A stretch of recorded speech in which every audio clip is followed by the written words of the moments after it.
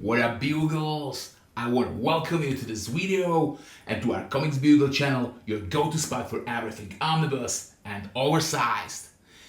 Today we have here my most anticipated omnibus of this year, and words can't describe how happy I am that I finally hold it in my hands. Ladies and gentlemen, this is Superman by Phillip Kennedy Johnson Omnibus Volume 1. The cover price is 125 USD and the book has 1080 pages. The mapping of this omnibus is absolutely perfect, collecting everything essential for Johnson's Warworld saga, which is the core of this volume. You can see the specific issues on screen, and as I said, it's all arranged in flawless reading order. It even includes a miniseries not written by Johnson but by Morrison, and we will get to that later in this video. I absolutely love this cover. It's the work of the talented Steve Beach and it features Superman in an epic gladiator outfit smashing a meteor or planet with the strength of his own fist. Beach created a piece that perfectly merged science fiction with the aesthetic of 1980s sword and sorcery films. It honestly feels like something Frank Frazetta could have painted. The back cover captures the tone of the story beautifully. At the top is a scorched parchment with an excerpt from Superman's Warworld journal. Below it is another Frazetta-style illustration showing the Man of Steel fighting in a gladiator arena. Underneath, there's a synopsis of the story and a full issues list, including the names of the creators involved. The spine is very minimalistic. Some fans might even find it boring, and compared to the striking spines DC has released recently, this one is quite plain. Just the title, a few creator names, and the DC logo at the bottom, all on a deep space background. But the boards are a different story. Oh boy, they reveal a fully detailed map of Warworld, the planet where most of this omnibus takes place. I absolutely love maps of fictional worlds, so DC definitely hit the right note with this one. It's only a bit of shame that the map is split by the same spine design as the dust jacket, but hey, I'm not going to lose sleep over it. When you open the book, you are greeted by a lovely title page, followed by a standard credit page listing every writer and artist who contribute to the stories. Then we have a detailed table of contents, and as is customary in DC omnibuses, it includes page numbers. Before the main content begins, there's also an introduction written by Phillip Kennedy Johnson himself. The omnibus opens with stories from the Future State Initiative, which explores potential future timelines of the DC universe. One story takes place years after Superman's disappearance and reflects on his legacy and its impact on society. Another one is set in space, chronicling a war that preserved the future lineage of the House of L. By the way, Future State was a sort of patchwork substitute for the cancelled 5G reboot, a vision by former DC editor Dan DiDio to focus on a new generation of heroes forming a new Justice League. One of the main characters was supposed to be Clark's son, John Kent. The next two story arcs return to the present DC continuity.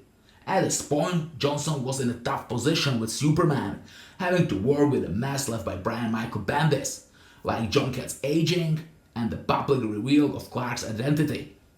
I genuinely love most of Bendis' Marvel work, but it feels like he came to DC to sabotage their biggest icon from within. Fortunately, Johnson is a skilled writer and turns even a bad hand into a winning strategy. These arcs set the stage for the Warworld saga and portray a Superman who's beginning to lose his powers. John noticed this, and having spent time in the future, knows they're approaching the point where Superman will either die or vanish. Johnson writes the Clark-John father-son dynamic beautifully, meditating on the hopes and fears every parent feels while looking at their children. As a new father to healthy baby girl, these themes hit me especially hard right now. Next up is the miniseries Superman and the Authority. As mentioned earlier, This one wasn't written by Johnson, but my all-time favorite writer, Grant Morrison. Since the book is clearly an author-centric omnibus, including a miniseries by someone else might seem strange, but I'm genuinely glad it's here.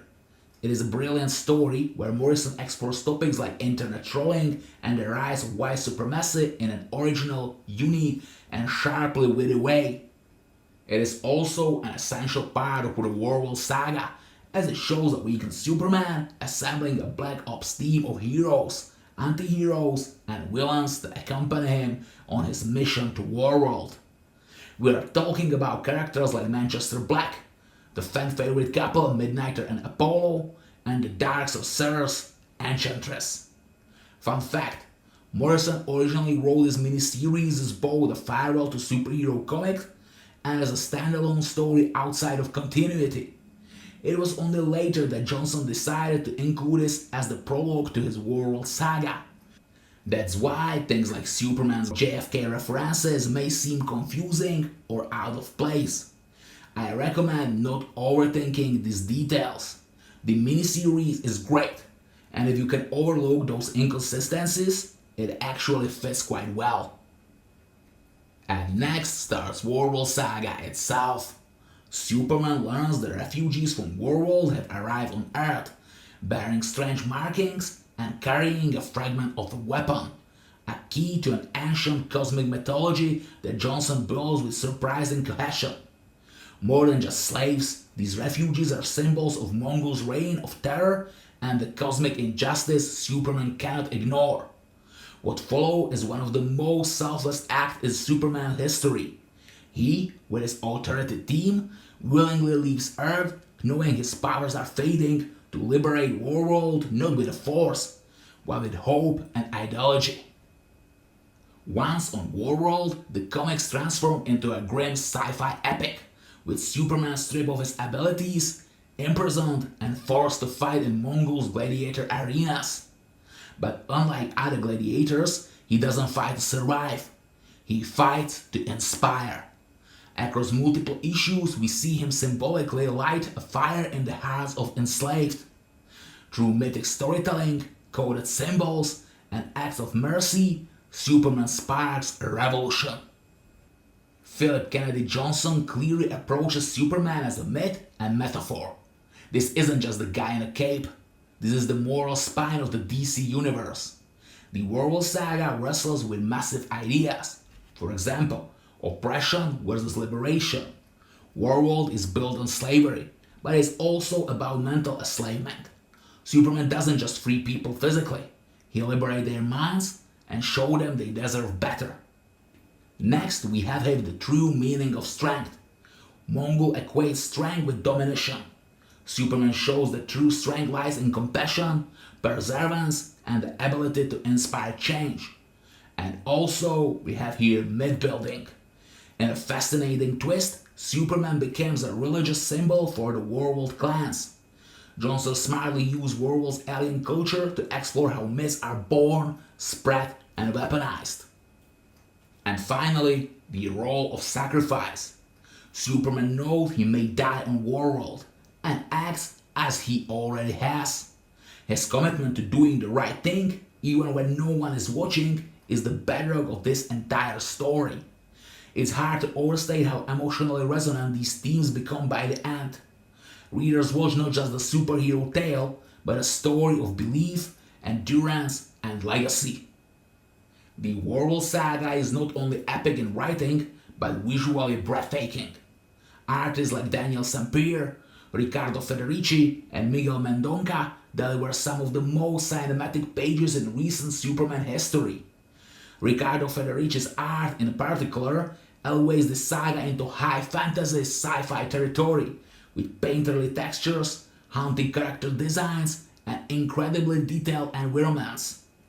Warworld feels alien and dangerous, a truly lived-in, grotesque world. The use of symbolism is inconstant. The house of El Cres reappears carved into prison walls, painted on the faces of rebels, even forming constellations in the sky. It's a mythic visual storytelling done right. The battles, while brutal, are never gracious. Even the most intense combat sequences have a thematic undercurrent. Pain, sacrifice, fate. You feel every punch because each one matters narratively. And yet, there's still beauty amid the darkness. Federici balances the grime of Warworld with radiant imaginary of hope. Superman bleeding in chains but smiling. Enslaved children holding torches of freedom. Fantastic. The Warworld saga is more than just a Superman story. It's a manifesto about what Superman represents. It reinvents the Man of Steel without breaking him, adds mythic weight to his legacy, and proves that the greatest strength lies in conviction, not power. It's the kind of story that lingers, that makes you reflect not just on Superman, but on real-world ideas of oppression, justice, and the courage to stand for others. It's the Superman story we didn't know we needed, but now that we have it, it is hard to imagine the mythos without it. In terms of extras, we are talking about almost 80 pages of bonus content.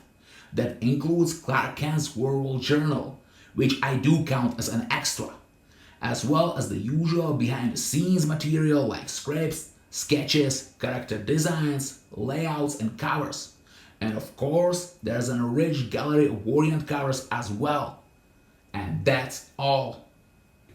Superman by Phillip Kennedy Johnson, Omnibus Volume 1, by my opinion, is a release of this year and absolutely must have for every fan of Man of Steel. If you believe the Superman greatest strength is hope, this saga is definitive proof. If Superman by Phillip Kennedy Johnson Omnibus Volume 1 catch your attention, you can order your own copy in our eShop, comicbook.com. Your friendly neighborhood comic book shop in Europe.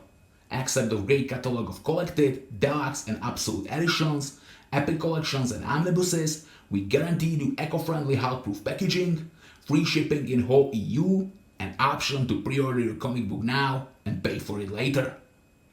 You can also split full price to 4 separate payments because we know how expensive these books can be. So check it out, comicsbugle.com. You can find direct links below this video. And that's all. Thank you so much for watching. Don't forget to smash the like and subscribe button so you don't miss out any further videos. In our comment section, let us know what other books or topics would you like to see in our videos. And see ya, Bugles!